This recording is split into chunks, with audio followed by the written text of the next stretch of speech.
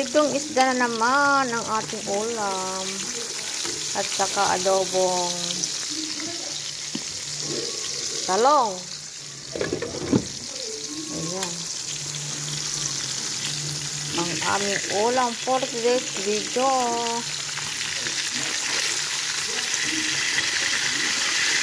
Oh, fresh from the sea dito yung ikan. Okay. Fresh from the sea.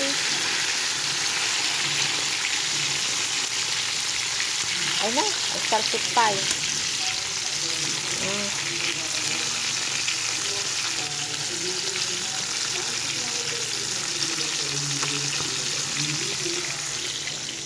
Ang itlog ni Sevi, ayan, itlog ng dinosaur. Ulam ni Sevi. Adobong talong. At saka pritong isda. Andyan pa yung iba.